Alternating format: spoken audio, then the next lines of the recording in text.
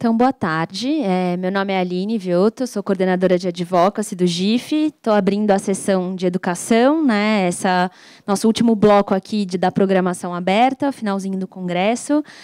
Antes de chamar aqui os palestrantes, eu queria passar um videozinho rápido depois eu comento um pouquinho. Dá para soltar aí o vídeo? Nosso primeiro...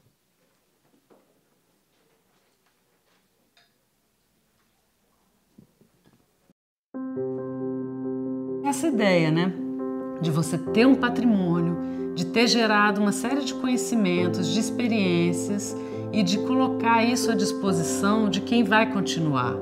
Então, o conhecimento que a gente está gerando na coleção Legado do Instituto CIA, que vai estar abrigado na plataforma Sinapse, que faz parte da plataforma dentro do site do GIF. Essa oferta e esse pedido ao mesmo tempo, para quem estiver no campo da educação, faça uso desse conhecimento e não deixe ele morrer. O Instituto CIA, ao se posicionar como parceira e não como financiadora, deu uma demonstração de como as coisas são mais efetivas. Não se trata só de passar recursos por uma causa justa, por um projeto interessante, por uma ação necessária. Acho que se trata de estar junto. Acho que um dos primeiros aprendizados é realmente a relação com os parceiros, uma relação que a gente busca ter de uma forma muito horizontal e de escutar e de entender a realidade do parceiro. Então, quando a gente se organiza em rede, a gente consegue potencializar a visibilidade das ações e também enraizar mais esse fazer, né? Ampliar as articulações com outros parceiros, universidades, entre outros espaços. Ao invés de fazer um investimento, também faz um investimento, mas não só específico para um projeto, uma determinada comunidade, que vai ter uma ação relevante, mais local, ele também se preocupa em dar uma escala para isso, mas por meio de organizações que trabalham, enfim, uma esfera estruturante do nosso campo. Acho que essa é a grande contribuição que o CIA teve.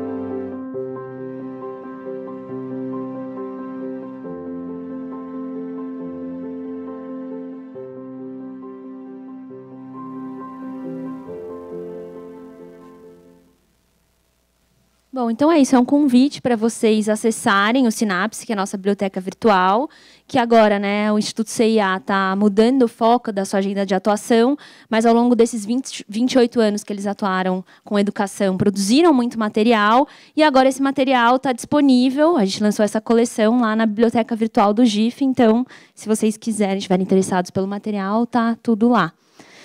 Bom, então... apresentando aqui os nossos palestrantes hoje. Então, primeiro vamos ter o Gabriel, que vai ser o Correia, que vai ser o nosso mediador do Todos pela Educação. O Fábio Meirelles, do Oi Futuro, um dos palestrantes. E a outra palestrante, a Mônica Franco, do CPEC. Essa é uma mesa que vai, né, até às 5h30, depois vai ter uma continuação. E aí vamos ter outras pessoas que vão falar depois do coffee, e aí a gente faz as devidas apresentações. Tá? Obrigada. Vou passar a palavra para o Gabriel. Obrigado, Aline. Bom, boa tarde a todas e todos. Primeiramente, agradecer aqui em nome de Todos pela Educação o convite do GIF, para a gente não só participar, como mediar essa mesa de um tema que é muito caro ao GIF, uma vez que educação é um dos principais temas do investimento social privado no Brasil. Bom, estou aqui, já foram apresentados, mas professora Mônica Franco, superintendente do SEMPEC. Prazer estar aqui com você, Mônica. Fábio Meirelles, do Oi Futuro. O Felipe, do Instituto Unibanco, também comporia a mesa agora, mas estará com a gente após o coffee. Só rapidinho, antes da gente entrar em qualquer apresentação, só falar como que a gente estruturou a mesa. Como é uma mesa longa, a gente ficou discutindo por algum tempo qual a melhor forma de estruturá-la. Se a gente trazia um tema único para debater entre todos os palestrantes, mas a gente definiu que não. A gente definiu trazer diferentes temas dentro da área de educação, até para fazer algo mais dinâmico, com apresentações curtas e com possibilidade de abrir para o debate. Então, acho que é uma mesa participativa, tanto antes do coffee, vamos abrir para o debate, quanto também no final, na segunda metade da mesa, a ideia é ouvir perguntas e conversar com vocês. Tem uma apresentação minha super rápida, mais de abertura e introdução sobre desafios da educação básica brasileira. Então, é realmente uma pincelada muito rápida no que nós, do Todos pela Educação, achamos que são os principais desafios da educação básica. E aí falar rapidinho da principal iniciativa do Todos pela Educação esse ano, que é o Educação Já, que foi, inclusive, tema de uma mesa em que, inclusive, a professora Neca Setúbal, que acabou de chegar, estava presente ontem, junto com o Olavo e o Binho Marques. Depois a Mônica vai falar um pouquinho sobre implementação da Base Nacional Comum Curricular, discutir esse que é um dos temas mais importantes atualmente quando a gente fala de educação básica. Abrimos para perguntas, paramos para o coffee break, e aí, depois do intervalo, o Instituto Unibanco traz uma série de apresentações de parceiros sobre desigualdades no mundo da educação, e o Fábio da Futuro fala de inovação na educação. Então, acho que teremos diversos temas aqui, a ideia é ser algo, de novo, mais dinâmico e sempre ter espaço, tanto antes quanto depois do coffee break, para a gente conversar um pouquinho com vocês e ouvir as perguntas. Ok? Bom, eu preparei uma apresentação super rápida, acho que eu vou fazer em pé, porque senão melhor, né? Só antes de eu começar, deixar todo mundo na mesma página aqui, que é o Todos pela Educação. Todos pela Educação é uma organização não governamental, suprapartidária, criada em 2006, então um pouco mais de 11 anos atrás, para impulsionar a qualidade e equidade da educação básica brasileira, atuando muito, tentando elevar o senso de urgência na sociedade, nos formadores de opinião para com a educação básica e apresentar propostas de políticas públicas para os governos implementarem, né? Então, sempre juntando outras organizações, especialistas, para criar propostas de políticas públicas e articular com o governo melhorias na educação nas nossas escolas públicas. O que eu trouxe hoje, bem rapidamente, como eu falei, só uma introdução à mesa, uma mesa longa de diversos temas, só uma pincelada no que acreditamos serem os principais desafios da educação básica brasileira. Vou começar, são duas etapas. A primeira é mostrar um pouco do cenário crítico, acho que todo mundo aqui que acompanha a educação sabe da criticidade do cenário, e aí entrar um pouco mais, de fato, quais, na nossa visão, são os principais desafios da educação básica. Bom, primeiramente, sobre acesso. O Brasil já teve um grande problema de acesso na educação. Em 1970, metade das crianças em idade escolar estavam fora da escola. Avançamos muito nas últimas décadas, mas é importante frisar que esse desafio ainda não acabou. Então, temos hoje, que essas três pizzinhas mostram o percentual de crianças em cada uma das faixas etárias que estão ou não estão matriculadas na escola. Então, na idade obrigatória, né, na idade que o governo brasileiro estabelece que é obrigatório estar na escola. Então, de 4 a 17 anos. Então, de 4 a 5 anos, ainda temos 9,5% das crianças fora da escola. De 6 a 14 foi o nosso grande avanço aqui em acesso, né? Então, 98,5% das crianças já estão na escola, o que, em parâmetros internacionais, é praticamente universalização. E aí, no ensino médio, nosso principal problema, jovens de 15 a 17 anos, apenas 84% deles estão na escola. Então, de novo, acho que a grande mensagem aqui que eu queria passar é, apesar de termos avançado muito em acesso, não dá para falar que esse problema já foi resolvido. Ainda temos um longo caminho pela frente. Mas aí nosso principal problema hoje qual que é? Na nossa visão, é o problema de aprendizagem. Poderia ficar discorrendo aqui diversos números e slides sobre o problema de aprendizagem, resolvi trazer 2 deles aqui. E o primeiro é qual que é o percentual de alunos com aprendizagem adequada no fim de cada ciclo. A linha verde é o ensino fundamental 1, no 5º ano, a linha azul, o ensino fundamental 2, e a linha amarela é o ensino médio. Isso ano a ano, então a tendência histórica disso. Então, o que a gente percebe aqui? Que apesar de, no ensino fundamental 1, termos visto grandes avanços nos últimos anos, quando a gente olha para o percentual de alunos com aprendizagem adequada no ensino fundamental 2, linha azul, e ensino médio, linha amarela, estamos estagnados, se não recuando. Então, ainda estamos mandando, né, estamos atendendo nossas crianças e jovens nas escolas, porém, poucos ou muito poucos estão aprendendo. Isso, é claro, quando a gente olha para rankings internacionais, se reflete diretamente. Aqui eu trouxe, para manter a coerência com o slide anterior, o ranking do PISA de matemática também. de 73 países, o Brasil está na 68ª colocação, aqui. Então, atrás de Jordânia, Indonésia, Peru, Colômbia, Líbano, Costa Rica e assim por diante. Isso aí se repete para leitura, se repete para ciências, que são as 3 disciplinas contempladas por essa prova do PISA, que é promovida pela OCDE. Então, mais um dado para mostrar como temos e vivemos uma grave situação na aprendizagem dos nossos alunos. E quando a gente olha para desigualdades nessa aprendizagem, a notícia também não é boa. Então, aqui eu trouxe o percentual de alunos com aprendizagem adequada em matemática, que é um dado que eu já mostrei, só que por nível socioeconômico. Cada linha dessa é um nível socioeconômico, do mais alto, do quintil mais alto, para o quintil mais baixo. Então, a gente vê que, se a diferença de aprendizagem entre o quintil mais alto e o mais baixo era aproximadamente 30 pontos percentuais, lá em 2007, já passou de 40 pontos percentuais na última avaliação, que foi 2015. Então, a aprendizagem é muito baixa, as desigualdades estão imensas, e no que tange a aprendizagem, muitas vezes elas estão aumentando. Então, bom, como eu falei, o objetivo era passar super rápido sobre o cenário. Poderíamos ficar discutindo números e números mostrando a gravidade da atual situação da aprendizagem do nosso país, mas acho que já deu para passar o quão crítica é a situação da nossa educação básica. Falando um pouco dos principais desafios, também, de novo, para introduzir aqui a mesa, e já eu passo para a apresentação da Mônica. Então, quando a gente olha para os principais desafios da educação básica, pelo menos lá no Todos pela Educação, a gente costuma quebrá-los em 3 grandes dimensões.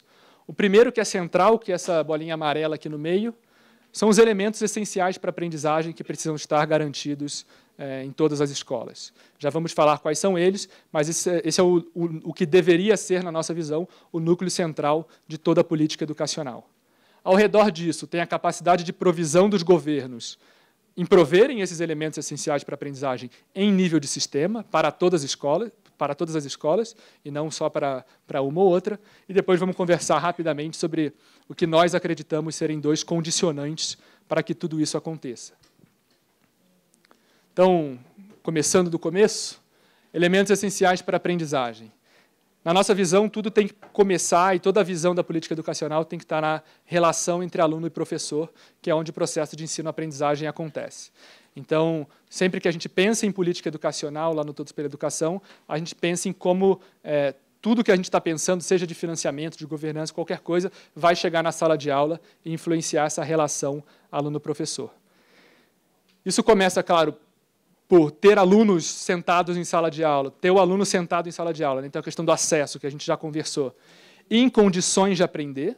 Não adianta só o aluno estar lá, mas tem toda uma questão de fatores extra-escola, né? Fatores extraescolares, que são muito importantes, inclusive, também para promover a aprendizagem. E aqui só 2 dados para mostrarmos como está essa dimensão. De novo, aqui existe um aprofundamento gigantesco que poderia ser feito, mas eu pincelei só alguns dados para trazer. Hoje, no Brasil, 42% das crianças de 0 a 14 anos estão abaixo da linha da pobreza estabelecida pelo Banco Mundial. Então, imagina como essas crianças chegam em sala de aula, quando elas vão para a escola, como elas chegam lá. E uma pesquisa que já um pouco mais antiga, de 2010, feita pela professora Maria Malta Campo, Fundação Carlos Chagas, junto com o Ministério da Educação, mostrou que de 127 instituições de educação infantil avaliadas, creches e pré-escolas, a gente tinha 50% das creches e 30% das pré-escolas sem a qualidade adequada na provisão desses serviços. Então, de novo, por mais que cada vez mais colocamos alunos em sala de aula, nem sempre eles têm condições básicas de aprender. Quando a gente fala de professor, claro, preparo e condições docentes precisam estar à altura do desafio de sala de aula.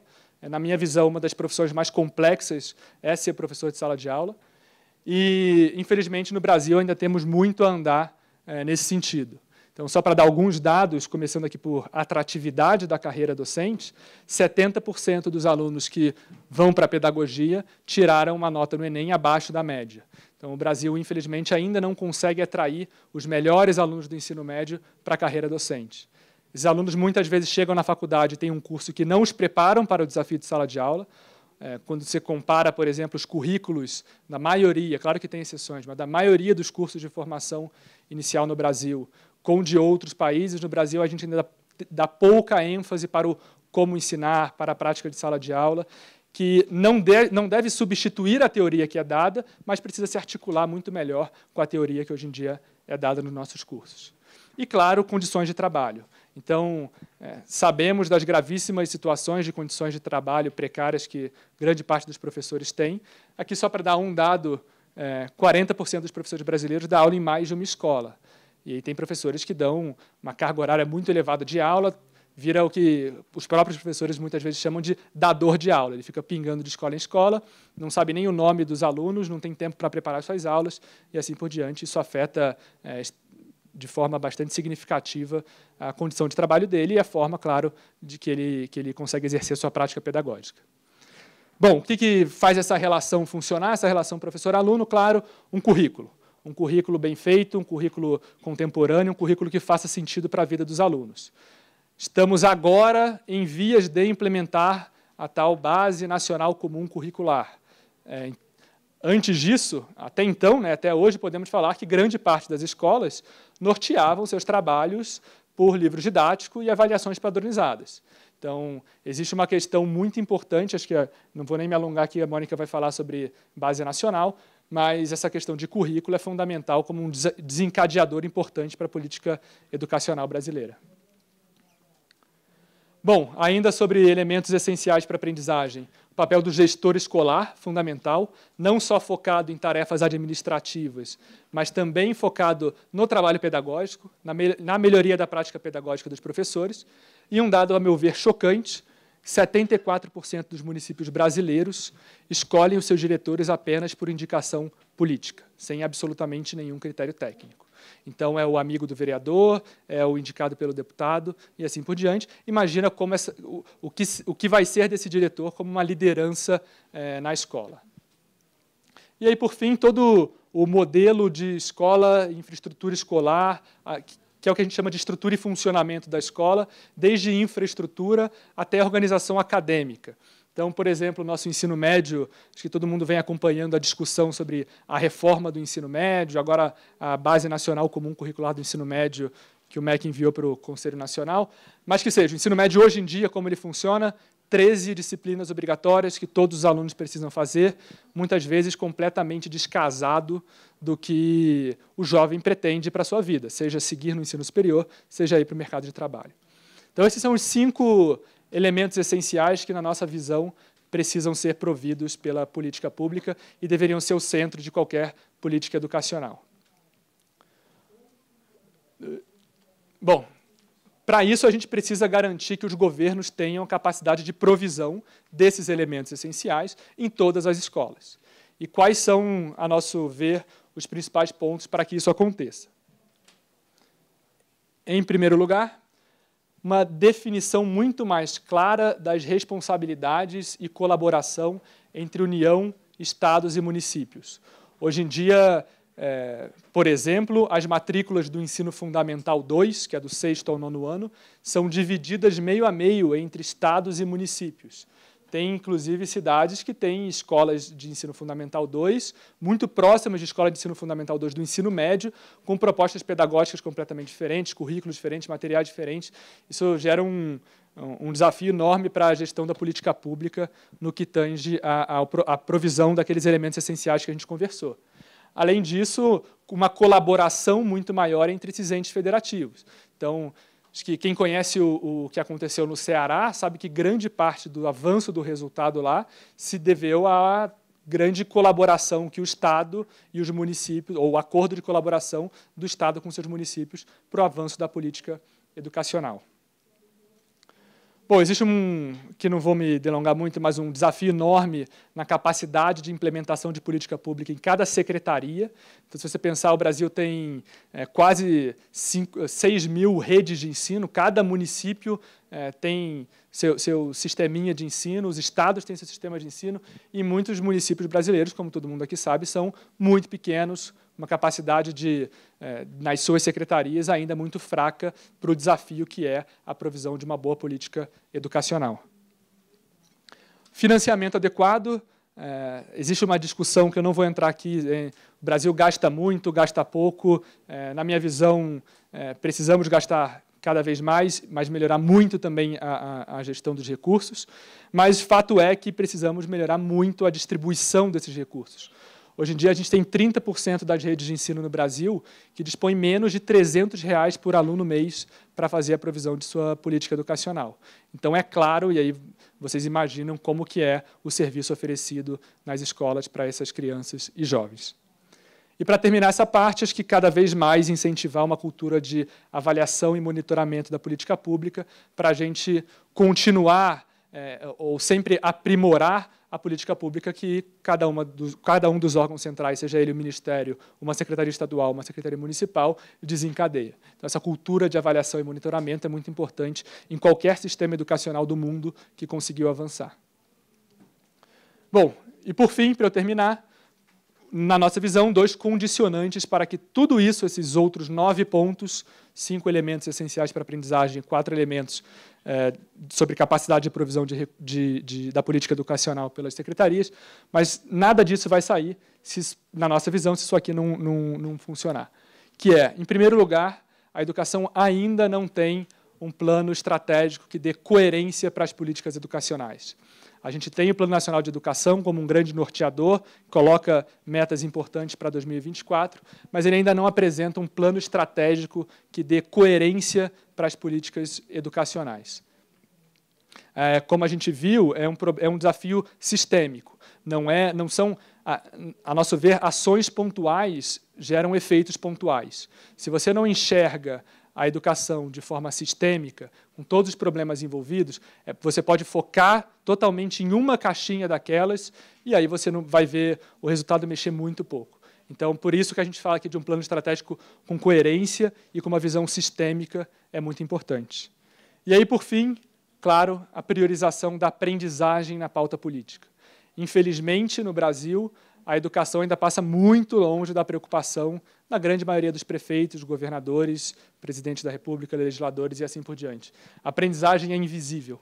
Então, a gente consegue ver a escola, consegue ver a merenda, consegue ver o uniforme, mas a aprendizagem ali, por mais que a gente meça, ainda passa muito longe, a gente sabe disso, da preocupação da maioria dos nossos políticos. Sem isso aqui, sem esses 2 elementos, na nossa visão, a gente não vai conseguir avançar. E aí, para terminar a minha apresentação, então, o Todos pela Educação, olhando para isso aqui, para esses 2 condicionantes, toma 2018 como um ano em que possivelmente uma janela de oportunidade se abrirá nas eleições.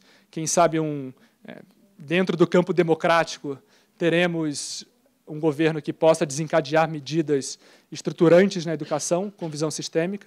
Então, nos juntamos a outras organizações do terceiro setor, a grandes especialistas, inclusive os que estão aqui na mesa, a professora Ana Helena também está participando com a gente. Ontem, inclusive, essa iniciativa que se chama Educação Já foi tema de uma das mesas, de novo com a professora Neca Setúbal, o Olavo, do Todos pela Educação, e o Binho Marques, que é uma iniciativa que tenta atacar esses 2 problemas. Como aumentar a priorização da educação e da aprendizagem na pauta política, mas, especialmente, apresentar uma agenda de proposta, uma estratégia sistêmica para a educação para ser adotada nos próximos governos a partir de 2019 em seguida. Então, acho que é isso. Eu trouxe um último slide de conclusão, só para resumir o que eu apresentei. Então, como eu mostrei, o cenário é grave, o desafio é muito complexo. Não adianta a gente achar que vai ter uma única solução para o problema da educação, que tem bala de prata. Como eu falei, ações pontuais geram efeitos pontuais. Não vai adiantar a gente continuar com ações pontuais e achar que isso vai mudar o jogo da educação brasileira. O desafio técnico ele requer um plano coerente e sistêmico, que vai focar tanto em aprimorar a capacidade de provisão dos governos da política educacional, mas, principalmente, garantir elementos essenciais para a aprendizagem em todas as escolas públicas do Brasil. E aí, por fim, não haverá mudanças estruturais sem maior prioridade política. Bom, era isso que eu tinha para apresentar. Obrigado. Agora eu troco o meu... Obrigado. Agora eu troco o meu chapéu de apresentador para voltar para o papel de mediador aqui. passando a palavra para a professora Mônica Franco, superintendente do SEMPEC, que vai tratar de um dos pontos fundamentais para essa visão sistêmica e esse plano coerente acontecer, que é a implementação da Base Nacional Comum Curricular. Obrigado. Obrigada, Gabriel. Tá, para frente. Como está chegando? Tá ótimo. Então, obrigada. Que a gente sempre é mal de professora, a gente vai mexendo na apresentação até o último minuto, para não deixar nada de fora. Mas, Gabriel, obrigada pela sua apresentação. Eu acho que ela contextualiza muito bem o desafio educacional do Brasil, né? Eu falo de um lugar de uma professora que fui durante 20 anos. Né? Então, hoje eu estou como superintendente do SEMPEC, fui diretora do MEC, tive algumas experiências com relação à gestão pública, mas eu não perdi essa minha relação com a minha experiência como professora. Então, tudo que eu faço, eu sempre me coloco, né, quando eu penso políticas, quando eu penso como é que vai acontecer, eu sempre me coloco um pouco no lugar dessa professora ou desse professor que vai chegar e vai ter que executar determinadas coisas. Isso porque ainda eu estive num lugar muito privilegiado, que é São Paulo, né? E aí as experiências que eu vi de Norte, Nordeste, em outros lugares do Brasil, me inspiram um pouco, mas não me dão aquela experiência para eu olhar e conseguir avaliar concretamente. Mas este é o olhar, é o lugar da onde eu sempre penso e sempre falo. Tá? Aqui eu mudo aqui, eu sempre fui muito de tecnologia. Para falar para vocês sobre a base, a gente, no SEMPEC, essa apresentação ela foi construída a muitas mãos. A gente debate sobre as nossas apresentações, e não é uma apresentação só minha, ela é do SEMPEC. A gente escolheu 3 focos para poder apresentar para vocês. O primeiro, a escala e relevância da educação pública brasileira. O segundo, que é um tema que está em evidência, todo mundo está acompanhando. Eu não vou falar aqui da base em si, né, de todos os detalhes da base. Obrigada, Lelê. É bom ter uma presidente do conselho que é parceira da gente.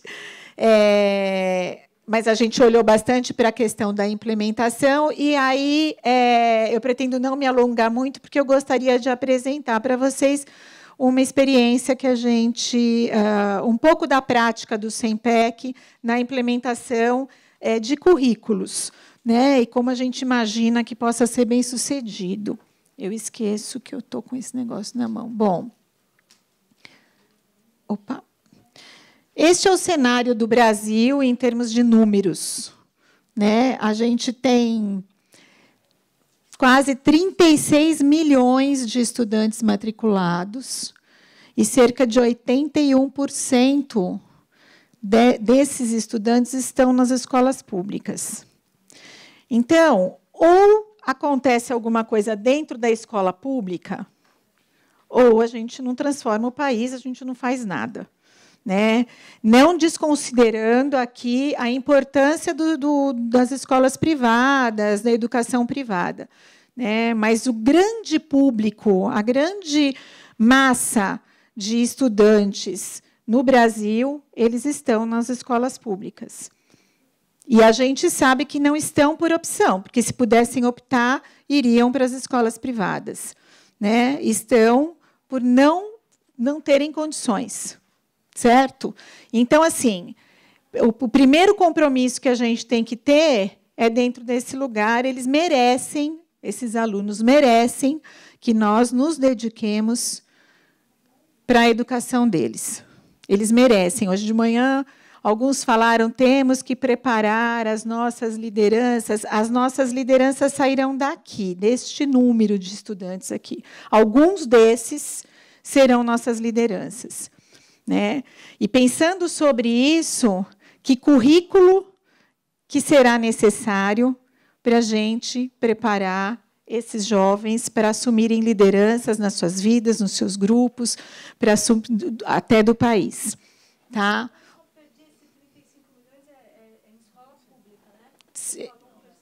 Não, 81%. Tá, da educação básica. E nós temos quase 2 milhões de professores, né? 1.744.000 professores.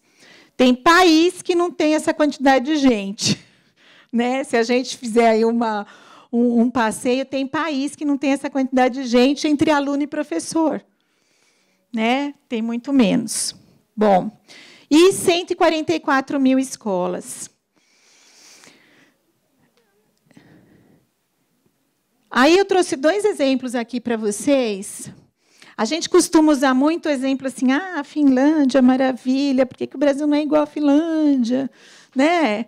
E a gente vai lá e a gente vê como é que as coisas funcionam lá. A gente fala, olha só como é que eles pensam, como é que eles se desenvolveram, como é que eles evoluíram tão rápido. Há, sei lá, 40 anos estavam saindo de uma guerra e agora estão tão rápidos. Né? Talvez tenha uma explicação quantitativa aqui, né?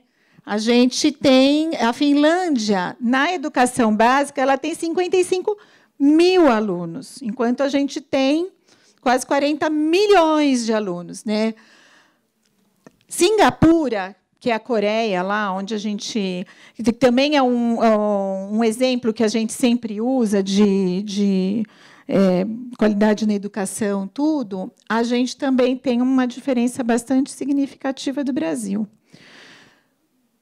Por que eu estou trazendo isso aqui? Né? Não é para falar o Brasil, então, tá bom, deixa. É para ver o tamanho da encrenca que a gente tem. Quando a gente pensa de superar todas as condições que o Gabriel colocou aqui, que o Todos Faz mapeia tão bem. Né? A gente tem uma questão quantitativa muito grande para a gente poder enfrentar. Né? E a gente poder promover a equidade. Quando a gente fala de equidade, a gente está falando nesse universo aqui, né? Porque não tem equidade só para um grupo, equidade é para todo mundo. Se tiver alguém fora, já não é mais igual.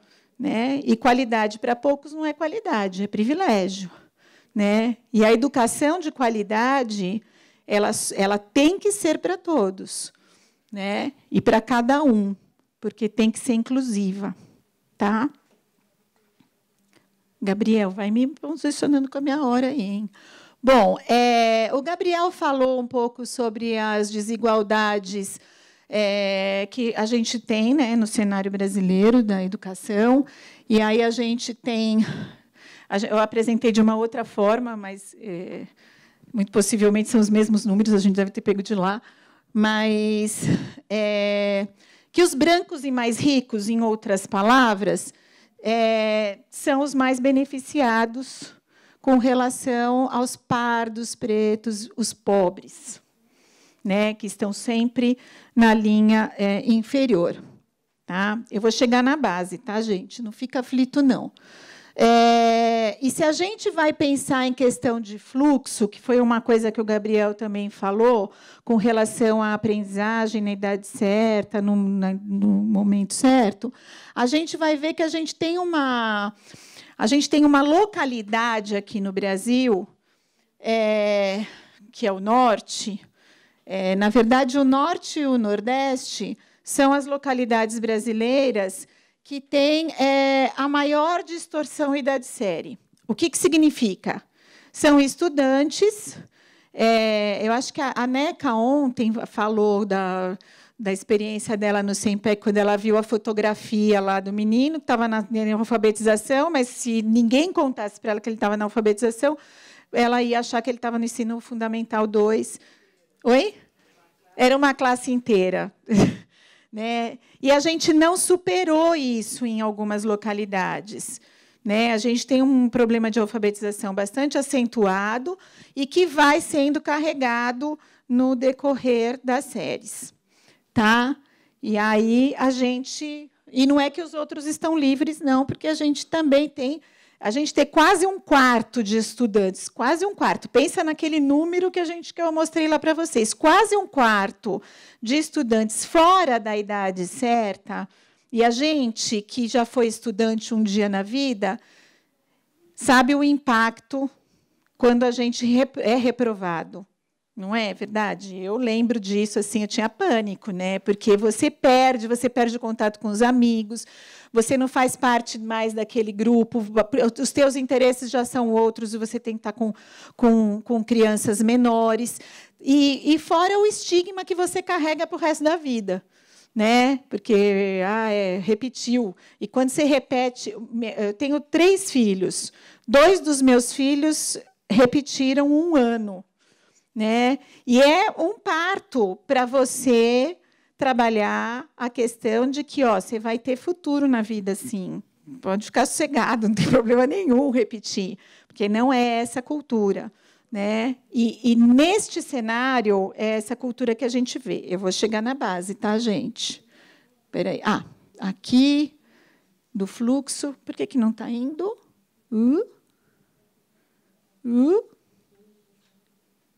Acho que eu pulei 4. Pode? Beleza. Então,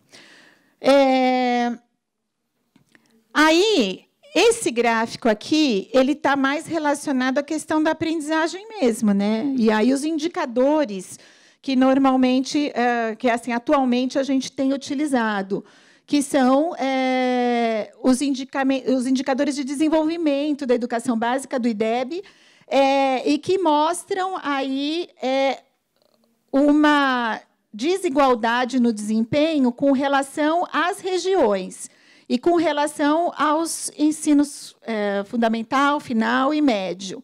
Né? Eu posso deixar isso para vocês depois, gente, para vocês darem uma olhadinha. A meta é 7.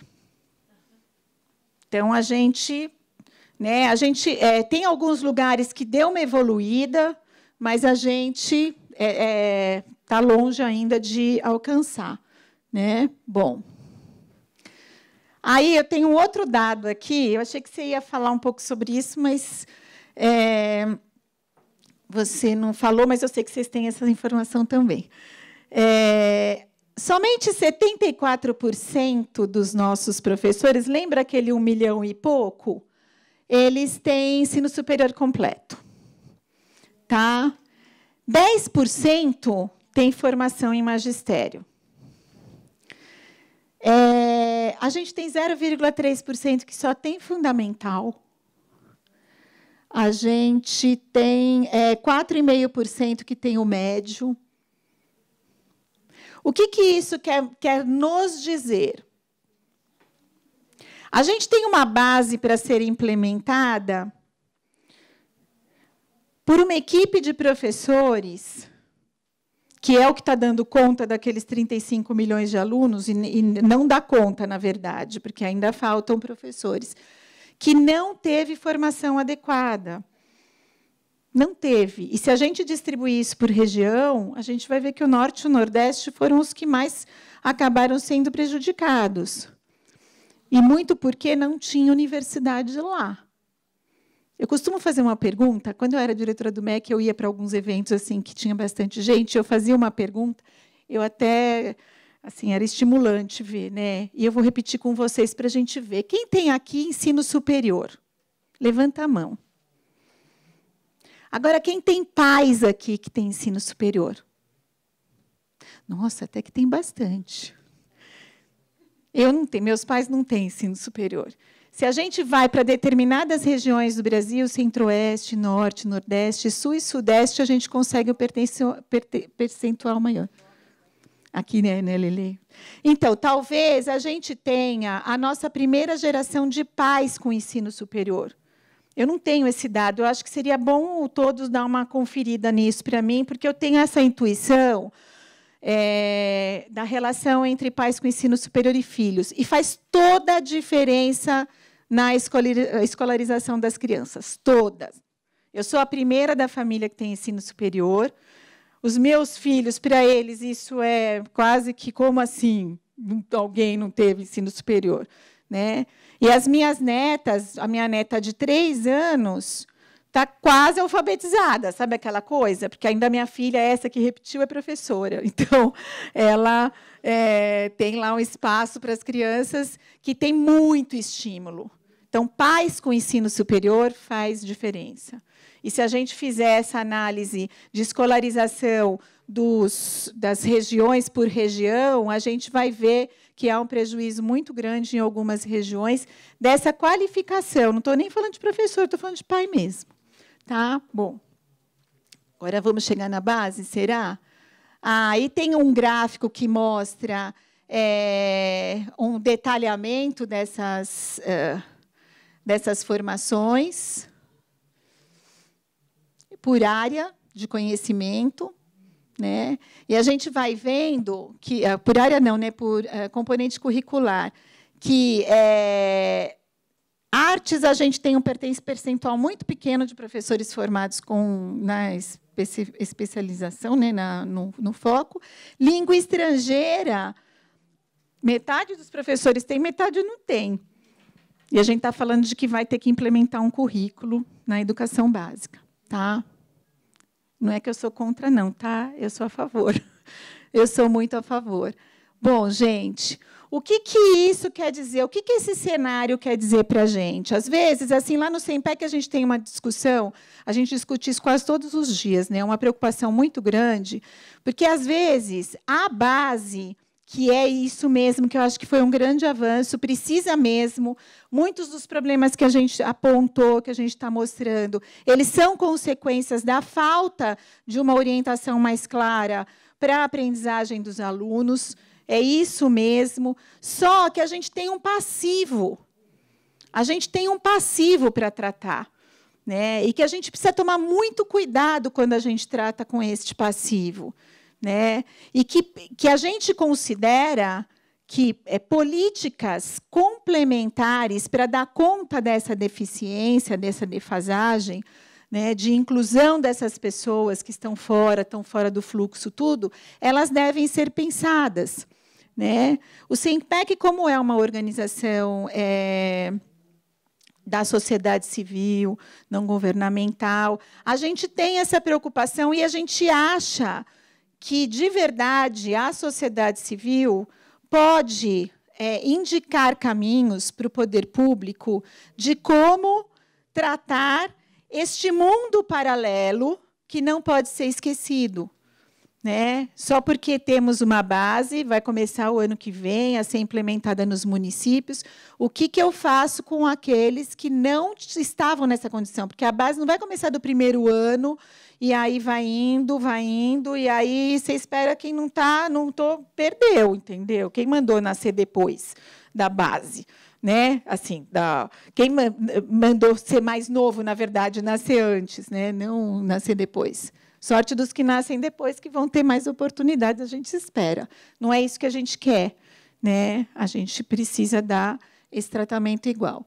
Então, qual que é o fundamento da base, que está por trás da base, que a gente precisa garantir, não só para os que estão entrando, mas para todos, inclusive aqueles que não estão no lugar correto. Então, ela tem um compromisso para qual cada estudante tem um direito de aprendizagem.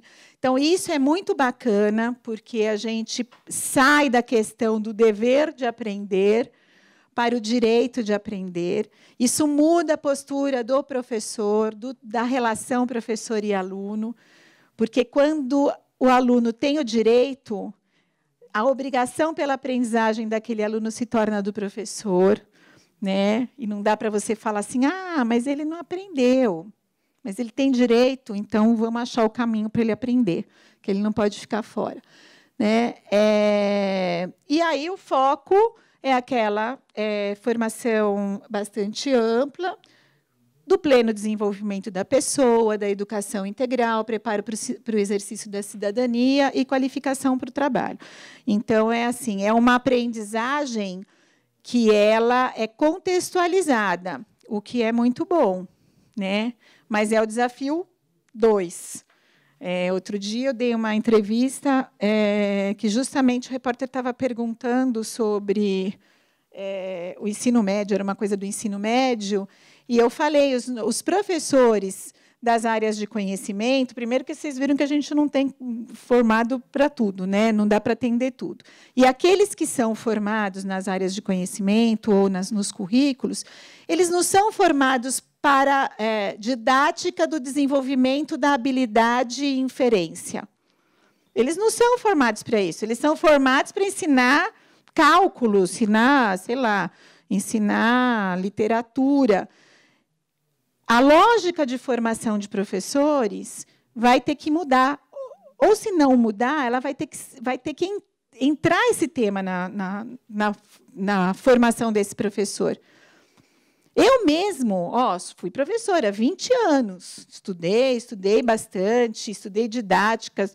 Eu sou doutora em currículo, quer dizer, supõe-se que eu saiba muito bem determinadas coisas, porque eu me preparei, né? Mas, se tiver que falar para mim, preparar para desenvolver uma habilidade X ou Y com o estudante, eu vou ter que voltar para os livros de novo, vou ter que, sei lá onde eu vou ter que buscar essa informação. Tá? Bom, estou falando demais, né? Quanto tempo eu ainda tenho? Tá bom, tá, já vou terminar. Já vou terminar, não, mas vou ocupar só os 15 minutos. O que a gente... As atribuições definidas pela BNCC, ela tem 3 etapas. A estruturação da governança, a revisão de currículos e a elaboração de projetos políticos pedagógicos. Então, quando a BNCC sai, né, e que aí teve um grande debate, as pessoas falam muito, o que é que vai ter. Porque, gente, de acordo com o currículo, a gente faz o país ir para cá ou para cá. Né? Então, é um locus de disputa muito grande. Tanto que houve e continua havendo disputa de espaços dentro das escolas para que se ensine certas coisas. Né? Mas ela especificou que a implementação ela tem que passar por uma estruturação de governança entre estados e municípios, para elaboração dos seus currículos, porque hoje, além de tudo, né, o governo no país, além de todos aqueles desafios, a gente tem um sistema muito esquisito diferente, né, não esquisito, diferente de gestão da educação, que ela é toda fragmentada, né, cada um toma conta de uma coisa, do ponto de vista de Estado, de poder público. Então, se propõe que haja aí um acordo de cooperação e estrutura de governança para que isso aconteça. A revisão ou a criação de currículos estaduais e municipais, né? Porque dá a impressão, às vezes, você fala assim, mas não tinha, então? Então, o que acontecia? Não, tinha. Alguns tinham lá o caminho, tanto que os livros didáticos eles eram orientados pelas diretrizes, então havia uma orientação. E, na maioria das vezes, o livro didático é o principal caminho a ser percorrido no desenvolvimento. E a elaboração dos projetos políticos pedagógicos das escolas a partir do currículo da rede. Então, sem essas 3 coisas, dificilmente a gente vai conseguir colocar em pé esta base. Né? Só que lembra do tamanho lá da encrenca que a gente tem. Né? A quantidade de redes, o Gabriel falou bem, aí são quase 6.000 sistemas de ensino espalhados pelo Brasil. A gente tem um desafio muito grande com relação a isso. Bom, o que a gente separou aqui para vocês? Né? Qual que é o foco da base? Ela visa superar a fragmentação das políticas educacionais. Quando ela pretende dar alguma coisa igual para todo mundo, ela quer que todo mundo estabeleça o mesmo objetivo, né? O que é muito difícil no nosso país. Então, vai ter que ser um esforço muito grande, porque, muitas vezes, as políticas educacionais elas estão vinculadas ao governo que está naquele momento, é o poder. Então, em muitas circunstâncias, muda, né? Mudou, não quero mais, e era do outro, então joga fora. Né? Contribuir para a coordenação de políticas públicas educacionais e garantir aos estudantes as aprendizagens essenciais. Esse é o principal foco. Né? E, na base do fundamental, nós temos lá um rol de habilidades e de competências, com os objetos de conhecimento ali bem alinhados, para que todos os estudantes tenham garantidas as aprendizagens essenciais. Mas o que eu quero dar destaque aqui, assim, a gente é muito favorável a isso, a gente ajudou a trabalhar no desenho dessa base, a gente está dentro do movimento pela base, então a gente acha que isso é muito bacana, mas a nossa preocupação está em relação ao que faremos com aqueles que já tiveram um prejuízo no seu percurso escolar e como é que a gente vai atender esses. Tá? A Ana, por exemplo, eu não sei se eu falei isso para vocês, mas se eu falei, vou repetir um pouquinho. A Ana, a Avaliação Nacional de Alfabetização, identificou no final do ano passado, na metade do ano passado, que 1 milhão de crianças, ao final do 3º ano, não tinham adquirido as habilidades e competências para leitura e escrita especificadas lá, no nível de alfabetização adequado. 1 milhão de crianças. Né? E aí a política vem, orienta que vai ter um reforço para as crianças, para atender as crianças nas idades de alfabetização, e a gente fica sem nenhuma orientação. O que a gente faz com essas 1 milhão de crianças que ficou para trás? Nenhuma orientação. Que política que vai dar conta dessas que não aprenderam? Esperar morrer. Não pode. Bom, gente, eu estou atrapalhada, viu? Sabe o que é? Vocês são tão jovens, o que a gente coloca como destaque é que, assim, a etapa de implementação ela envolve uma série de condições. Eu acho que o Gabriel ele apontou bem na apresentação dele, né? E que depende da gente entender bem esse contexto para poder agir. E que, assim, aonde a mudança vai acontecer é dentro da escola, é com os professores. Tá? Eles é que serão os responsáveis para isso. Mas lembra do cenário lá que eu mostrei para vocês da formação dos professores e de como... Então, assim, como é que a gente garante essas condições para os professores? Como é que a gente prepara? Não é só preparar, chamar, falar, olha, essa é a base, está aqui, veja bem. Como é que a gente garante essas condições? Pensando sempre, gente, que se a gente não garantir, o prejudicado vai ser os alunos. E vai demorar muito para a gente corrigir esses déficits que a gente tem. Eu vou ter que adiantar um pouco aqui.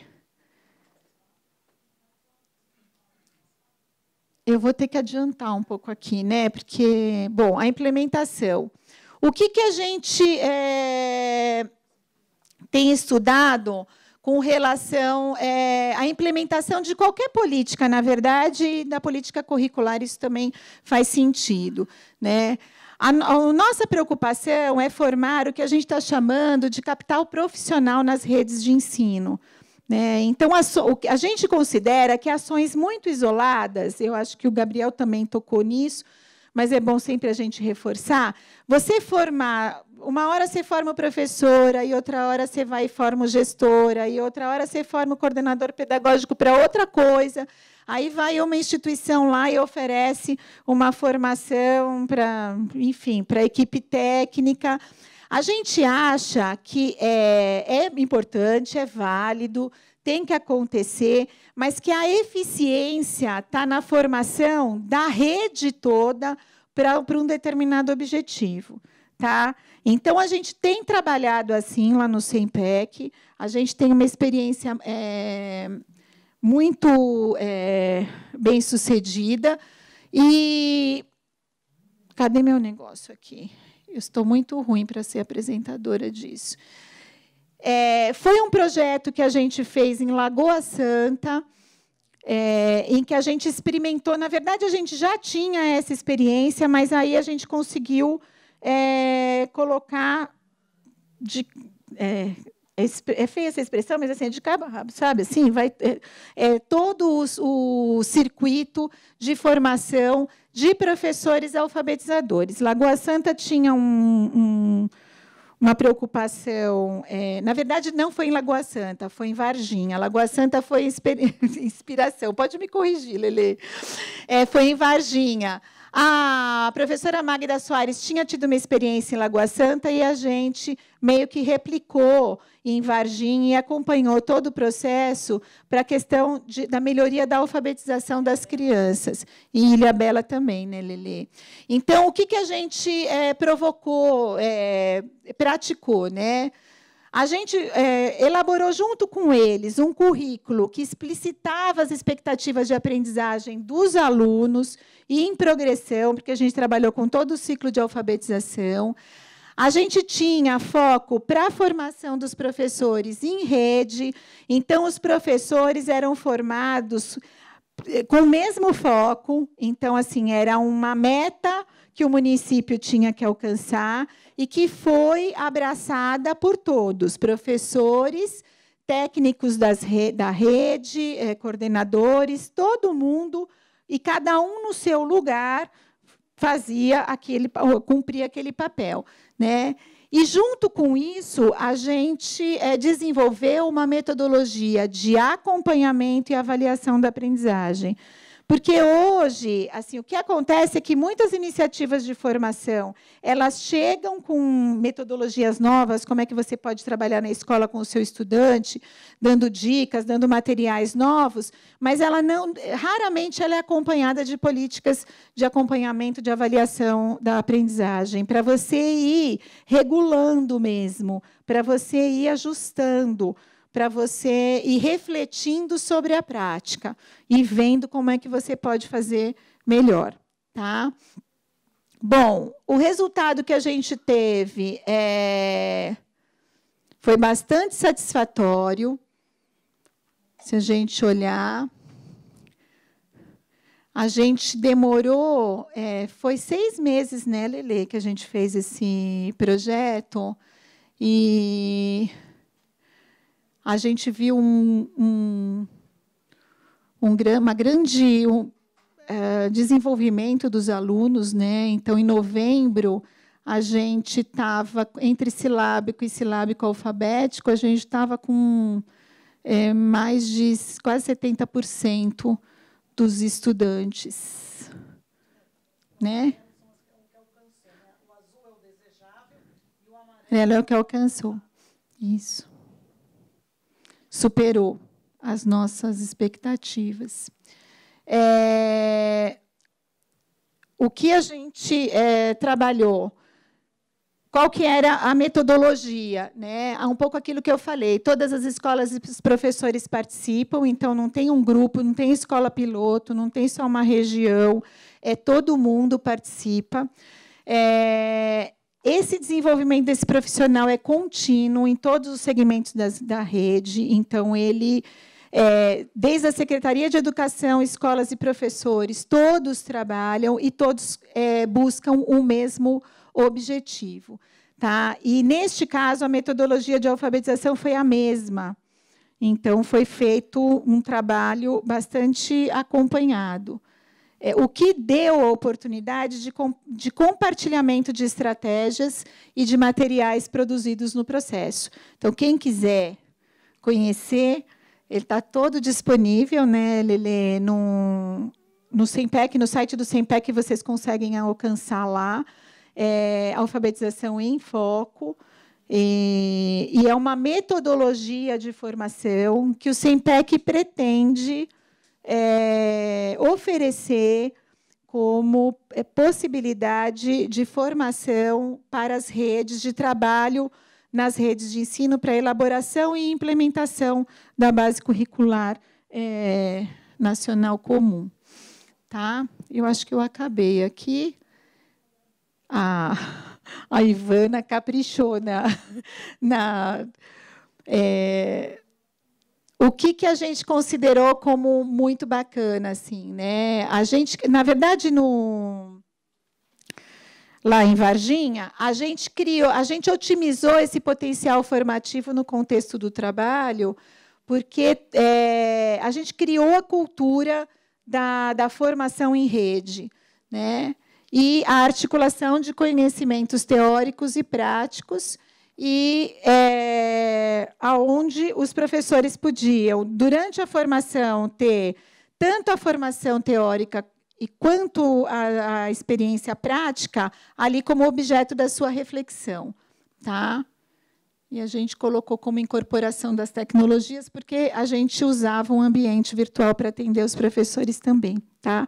O que eu queria deixar de recado aqui, até mais do que a experiência que a gente tem, é que, assim, pensando na sociedade civil organizada, né, e até no investimento social privado, para trazer um benefício aí para a educação, eu acho que assim a gente precisaria olhar para essas questões que estão dadas, esses grandes desafios que a gente tem, e a gente focar principalmente nesse público que perdeu aí uma oportunidade e que eu imagino que seja de 1, 2 gerações que a gente está perdendo, se a gente não der atenção a essas pessoas. Como é que a gente trabalha dentro dos nossos ambientes de trabalho, dentro das nossas ações, para que a gente possa trazer contribuição efetiva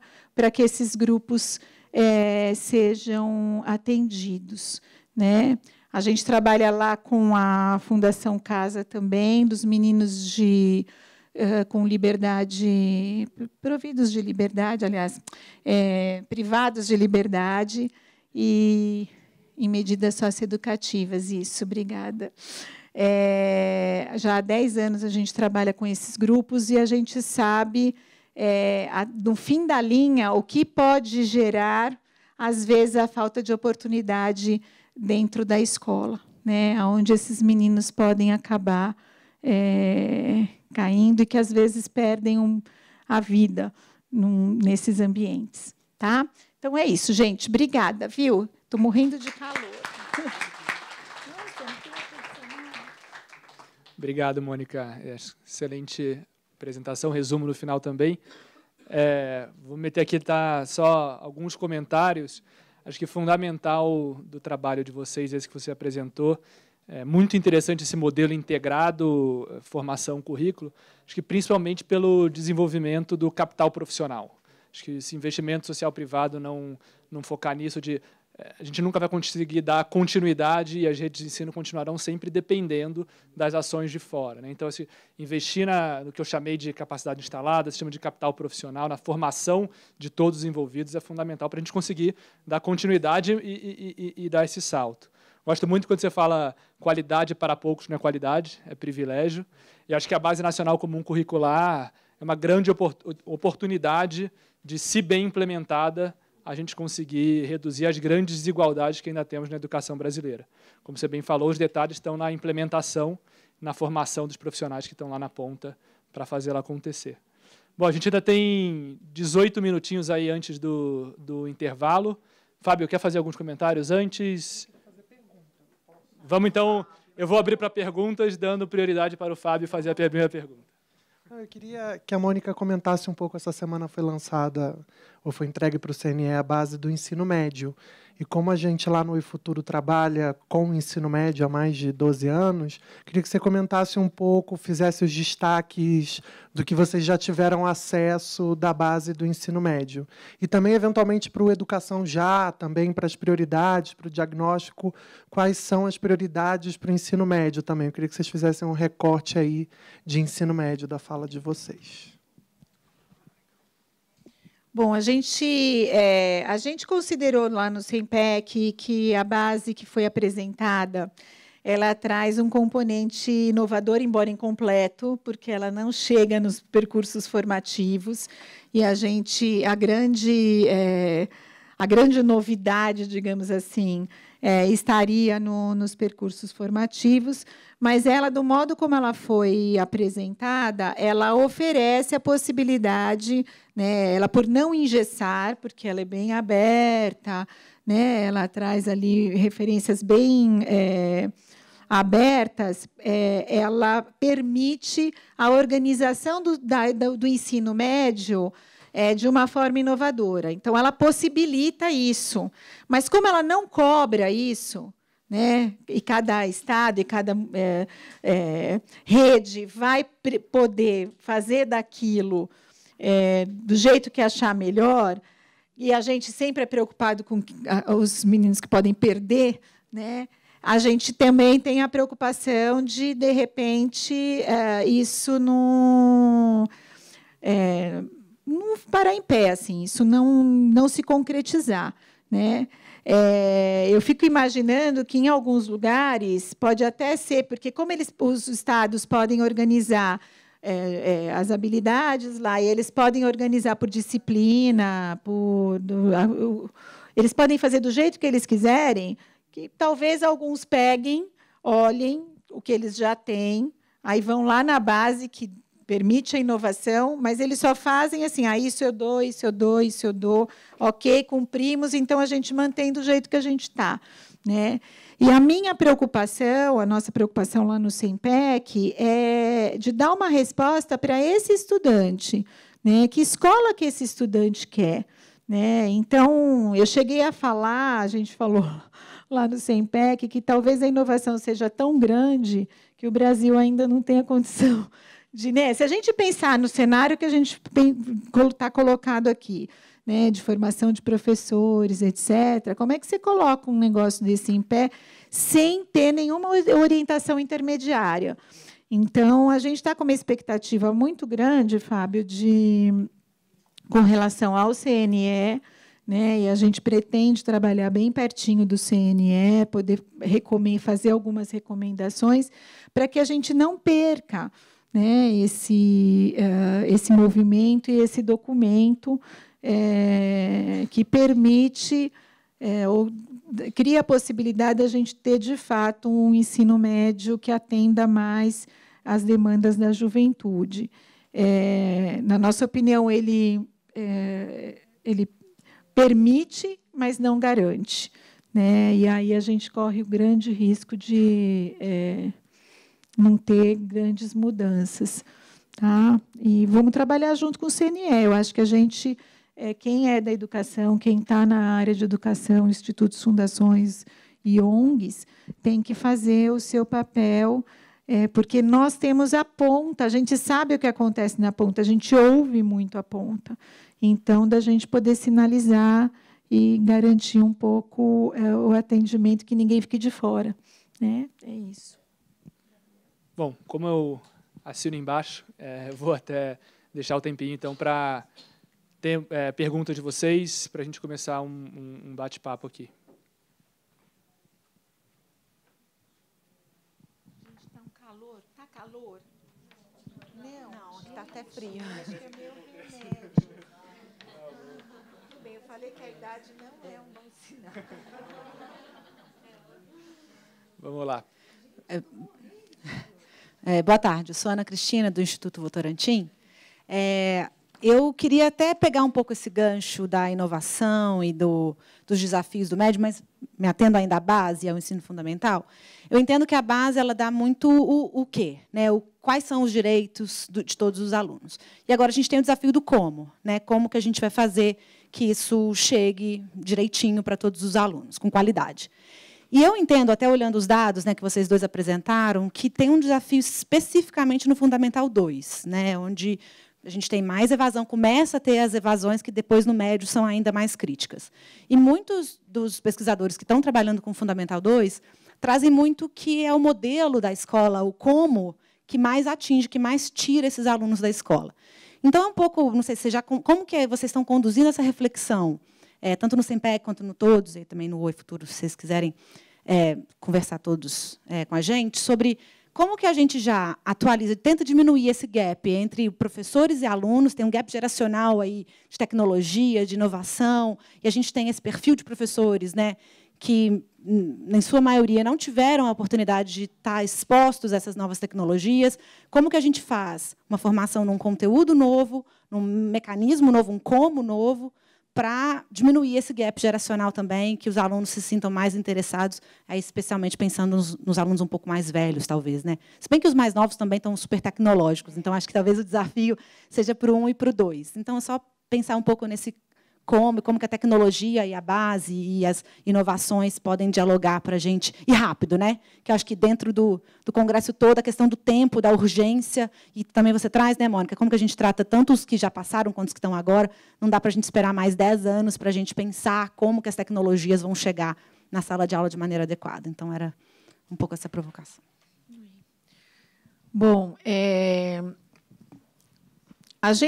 quando você fala das tecnologias, na verdade, elas trazem tanto o complicador, que é da apropriação das tecnologias, né? Como é que eu uso essas tecnologias para o desenvolvimento da aprendizagem, a melhoria da aprendizagem dos meus alunos, quanto com relação à infraestrutura tecnológica, né? E eu acho que aqui a gente tem um agravamento aí de desigualdade que raramente a gente aponta, mas eu acho bom a gente começar a apontar. Vamos chamar o cetic.br para ele poder nos ajudar nessas questões, que é com relação à infraestrutura mesmo, né, de tecnologias. E, às vezes, a gente associa a inovação com a tecnologia e o professor não tem a condição para usar. Mas eu acho, Ana, eu fico pensando que, com relação ao ensino médio, especialmente, né, e que aí é Estado, é um número de escolas menores, eu fico imaginando que, sem os recursos tecnológicos, a gente não vai dar conta do modelo que a reforma está colocando, dos percursos formativos, dessa diversidade. Eu acho que a gente não dá conta. Eu acho que a saída para não privar grupos da escolha de processos de campos formativos, de trajetórias, itinerários formativos, para eles não ficarem privados, eu acho que vai ter que haver um apoio muito grande tecnológico, porque esse, eu acho que é o maior nó para colocar em pé, porque tem escola estadual que está dentro de um município que só existe ela. Então, assim, que possibilidade ela tem de oferecer N itinerários formativos, né? Então, assim, a gente vai ter que fazer um planejamento. Eu acho que o diagnóstico mais preciso e a gente procurando soluções pontuais e sempre com foco assim de não prejudicar os alunos, né? De que eles possam ser atendidos. Eu vejo isso. Estou preocupada com o tempo. Não vou me alongar muito, mas só falando de Fundamental 2, às vezes a gente escuta a brincadeira que é o filho do meio de pais separados, né? Fica meio sem dono. O Brasil tem a mania de atacar as pontas, tanto o início quanto o final, e deixa no meio aí o Fundamental 2, que é uma etapa super relevante, o início da adolescência, a entrada na juventude. Então, não vou te responder diretamente, mas acho que é um tema fundamental para nas próximas gestões a gente debater esse modelo, pensar em mudar essa estrutura e funcionamento da escola, porque senão não adianta a gente ficar tentando enxugar gelo no ensino médio. Acho que é um pouco isso. Comentar? Mais alguma pergunta? Temos tempo ainda.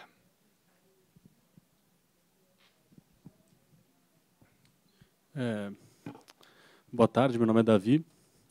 Faço parte de uma organização que trabalha com políticas públicas, apoio à qualificação de políticas públicas, né? E a questão que ficou para mim das falas de hoje é como é que vocês estão fazendo a abordagem com os órgãos públicos, né? As prefeituras, o governo do estado, as escolas. Como é que se dá essa relação? Como é que é o acesso? As portas são abertas? Precisa de como é que é essa negociação, né? Que imagino que nem sempre seja muito simples, né? Só chegar e começar a implementar uma boa ideia. Nem sempre o Estado é super amigável a boas ideias, né? Quer falar um pouco? É porque eu não fiz ainda a minha apresentação, mas eu vou falar logo depois do intervalo do nosso modelo de parceria público-privada da Oi Futuro, com as Secretarias de Estado de Educação de Pernambuco e do Rio de Janeiro. Mas é muito específico, mas são as parcerias público-privadas mais longínquas da Secretaria de Estado de Educação, tanto de Pernambuco quanto do Rio, porque a gente faz a cogestão de 2 escolas públicas da rede. tanto o Oi Futuro quanto o Governo do Estado. É muito complexo, o desenho é muito difícil, a gente pactua anualmente responsabilidades, financiamento, mas o que é mais complexo para a gente, que é uma parceria público-privada, é a gente manter o valor, o entendimento do valor dentro da secretaria dessa parceria e da necessidade de continuidade dessa parceria e dos limites ali. A gente tem em cada escola uma sala da direção e uma sala do Oi Futuro, então isso é meio esquizofrênico também, porque tem a gestão aí pública, vamos dizer, e a gestão privada, mas isso também traz um valor que a gente também consegue aportar com professores da formação técnica, que são professores de mercado. Então, os próprios secretários de educação dizem que, se eles pudessem, a contratação deles, o regime de contratação de professores, eles não conseguem trazer professores de mercado que a iniciativa privada consegue trazer para a formação desses estudantes. Então, eu vou falar um pouquinho mais disso depois, mas a gente, lá no caso do Oi Futuro, tem um modelo de parceria público-privado aí mais de 12 anos e longínquo, com todas as suas esquizofrenias, mas de muito sucesso no aprendizado de cogestão de unidades escolares. Então, esse é o nosso modelo. Lá no SEMPEC, o SEMPEC tem mais de 30 anos, né, gente? Então, a gente, boa parte das vezes a gente é procurado, né, Lelê, para que a gente se posicione, a gente contribua, a gente faça uma análise da realidade educacional das secretarias. Até um tempo, quando era mais fácil a contratação direta do poder público com o SEMPEC, aí essa relação era: a gente identifica o problema, a gente fazia avaliação do problema para o município, apresentava um tipo de proposta, né? Então, a gente trabalhou durante muitos anos com a questão da aceleração da aprendizagem, correção de fluxo. Então, esse é um tema que está muito imbricado dentro do SEMPEC. A NECA ontem mesmo falou do programa, o próprio Binho também falou do Raiz e Asas, que nós fizemos. Então, a gente trabalhava diretamente, vamos dizer, onde é a dor do município. É assim que a gente ainda continua trabalhando. A diferença agora é que o poder público tem tido mais dificuldade de contratar diretamente, né? Então, o SEMPEC, depois da lei das OSCs lá e da obrigação, né, de ter editais públicos, o SEMPEC começou a se apresentar em editais públicos para execução, para apoio a políticas. Nós nos apresentamos a 9 editais e ganhamos 7, né, Lelê? Com esse último que a gente ganhou. Então, assim, na verdade, a gente acabou se especializando em participar de edital, né, e apresentar. Então, é uma forma também que a gente tem encontrado de trabalhar com o poder público e sempre no apoio do desenho da política. É diferente da Oi, a gente não se responsabiliza para a escola, mas a gente trabalha muito de perto com a formação de professores ou com desenhos de políticas e monitoramento de implementação de políticas. A gente fez isso com o Amazonas, a gente vai fazer agora com o Estado do Pará. Então, é um modelo que a gente faz. Um outro modelo, né, de aproximação que, inclusive, alguns municípios ou alguns estados nos procuram, principalmente no âmbito da correção de fluxo, né, da recuperação, aceleração de aprendizagem, tudo que envolve a melhoria da aprendizagem para os meninos que se perderam ali, não conseguiram acompanhar. Mas, às vezes, o Estado ou o município, eles têm um parceiro, que aí é um parceiro no âmbito privado, né, ou uma fundação, um instituto, ou uma empresa mesmo, que, numa relação entre nós e o município, nós somos financiados para poder executar a a atividade junto ao município, né? Sempre tudo é desenhado a muitas mãos. Então, assim, o SEMPEC, o que é a qualidade, às vezes atrapalha um pouco, mas assim, o SEMPEC, ele borda os projetos, né? A gente não tem uma coisa pronta exatamente que você pega e você vai replicando infinitamente e qualquer que seja a realidade, né? A gente tem uma equipe de pesquisa muito forte lá no SEMPEC, então todas as iniciativas elas são hoje, agora a gente está apoiando o Instituto Votorantim em uma frente muito importante, né, de formação de gestores, de municípios bastante vulneráveis do ponto de vista muito pequeno, sem recursos. Então, e a gente se debruça bastante, e o desenho do projeto ele tem sempre a perspectiva de atender às especificidades locais, né? Então, não sei se eu te respondi, mas... Lelê, pode falar.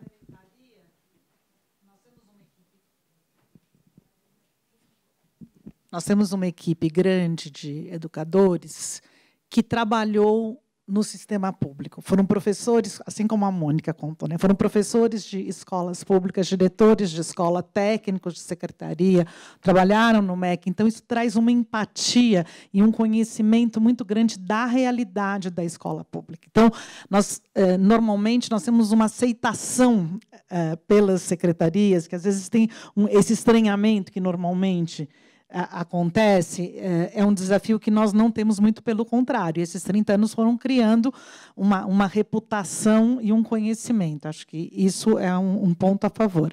E o outro, acho que a Mônica disse, que nós não temos projetos prontos. Os projetos são construídos a partir do diagnóstico e em parceria, né, em coautoria, sempre junto com o município e com o parceiro investidor. Então, acho que isso traz desafios grandes, mas também traz... É o que funciona, porque chegar numa Secretaria de Educação, seja municipal, seja estadual, com um projeto pronto, com uma leitura externa de uma por mais que a gente se baseie em evidências, mas você trazer assim, olha, o problema é esse e a solução está aqui, ela é ótima, testada e aprovada, as evidências mostram que lá foi aplicada, não sei aonde, né? E aqui está a solução. Não funciona, gente. Não funciona. Então, isso a experiência mostra. Então, por mais que seja trabalhoso, por mais que seja mais demorado, envolva mais recursos, é isso que vai mostrando, que dá uma legitimidade. Eu acho que o que a gente tem que ganhar para ser efetivo e eficaz é uma legitimidade junto ao poder público. E não desconsiderar todo o conhecimento produzido lá, produzido na rede, né? Produzido pelos professores, produzido na escola, produzido pela academia, porque às vezes também se esquece que tem um conhecimento produzido na área de educação, que não é necessariamente o conhecimento que o investimento social privado tem mais facilidade, que é o conhecimento da área da economia, que é ótimo, que ajuda, mas tem todo um conhecimento na área da didática, da psicologia da educação, da sociologia da educação, que é fundamental e que nos ajuda a ler, ontem eu disse isso, a ler e analisar os dados e a entender a realidade. Então, eu acho que todas essas questões são importantes, né? Agora, é sempre, como você diz, a gente tem uma parceria de 10 anos com o MEC. Nós coordenamos a Olimpíada de Língua Portuguesa, que é uma iniciativa do MEC. Atravessamos aí quantos ministros desde 2007? Quem quer fazer a conta? Só a Mônica teve 5, né, Mônica? Então, você pode imaginar que acho que em 3 anos, em 10 anos, em 10 anos, acho que a gente atravessou uns 20 ministros, né? Então, é sempre um desafio. Manter o programa. Agora temos um outro novo, né, nosso companheiro, amigo, vamos ver o desafio. E é isso. Então, assim, tudo isso acontece aí como desafio.